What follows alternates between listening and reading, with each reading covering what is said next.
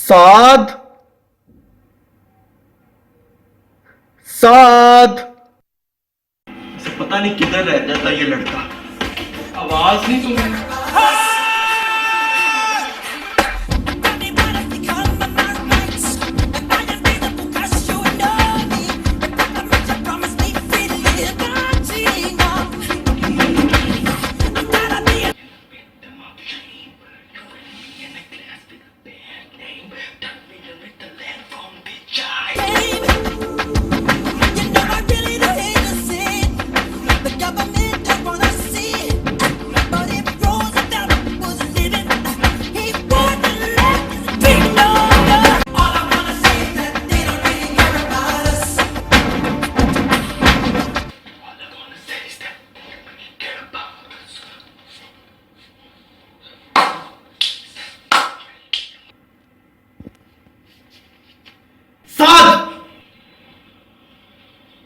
जी आवाज नहीं आती वैसे तुम्हें? मुझे बताओ, घंटे से मैं तुम्हें देख रहा हूं, कभी तुम ऐसे ऐसे कर रहे हो, कभी तुम ऐसे ऐसे कर रहे हो।